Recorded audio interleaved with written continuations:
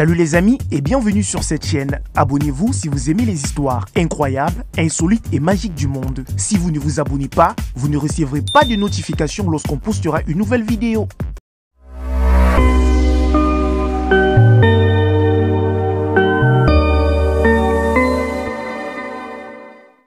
Une jeune femme dit avoir découvert qu'elle était enceinte alors qu'elle était vierge.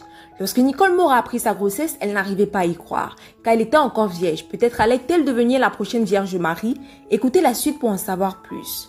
Au début de son adolescence, Nicole Moore, originaire de Portsmouth en Angleterre, a réalisé que quelque chose ne tournait pas rond parce qu'elle ne parvenait pas à insérer un tampon. Elle s'est alors rendue à l'hôpital pour voir ce qui se passait, mais après un examen, les médecins lui ont dit que tout allait bien. Pourtant, elle n'arrivait pas à se débarrasser de cette sensation. À 18 ans, elle a essayé d'avoir des rapports intimes avec son petit ami, qui était plus âgé et plus expérimenté. Cependant, le couple a échoué dans ses tentatives. Moore ne comprenait pas pourquoi cela se produisait car, à chaque fois, elle avait l'impression que son petit ami se heurtait à un mur de briques. Par la suite, elle est retournée dans l'hôpital pour se plaindre et après un nouvel examen, les médecins lui ont dit que tout allait bien.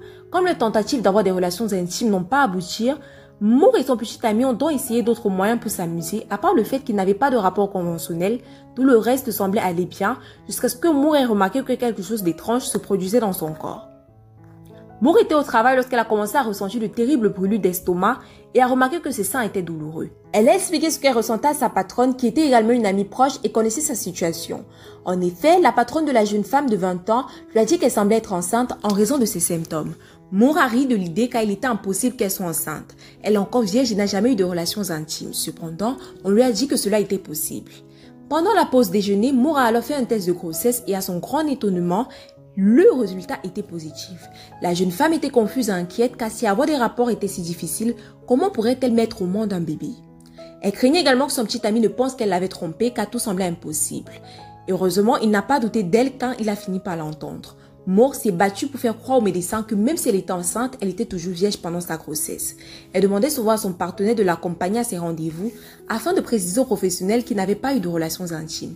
Une fois encore, elle s'est rendue en contrôle et l'infirmière qui tentait de l'examiner a eu quelques difficultés à mener à bien la procédure.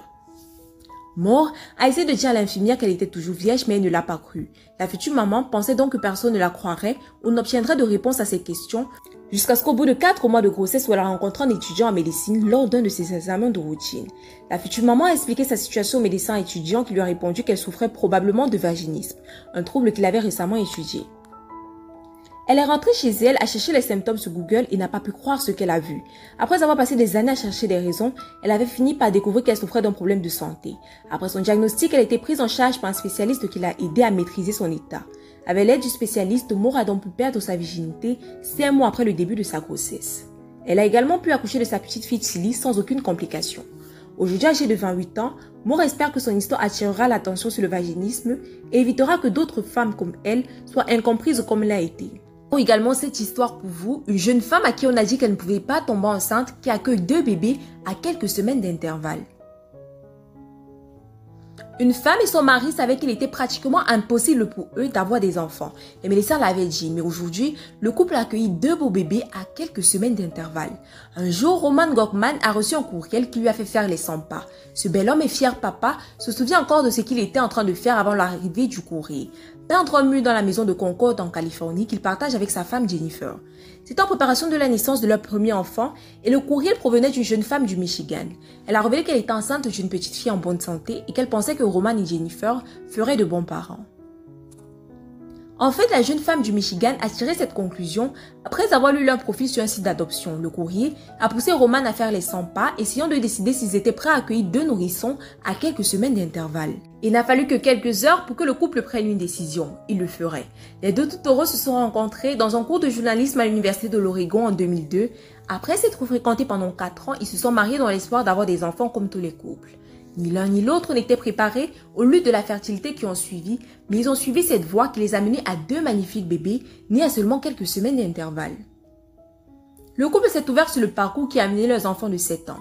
Le fils Auguste, conçu par la fécondation in vitro, et la fille Isabelle, accueillie par adoption. Selon ce que Jennifer a déclaré à Piper, leur voyage a commencé lorsqu'ils ont appris qu'il serait pratiquement impossible pour eux d'avoir des enfants. Cela a poussé le couple à chercher une intervention médicale qu'ils ont d'abord jugée trop coûteuse. Par la suite, ils se sont tournés vers l'adoption, une solution que Jennifer avait toujours souhaitée, en plus d'avoir un enfant biologique. Après s'être inscrit auprès d'une agence au début 2013, on leur a dit que cela pouvait prendre jusqu'à 15 mois pour être contacté par une mère biologique.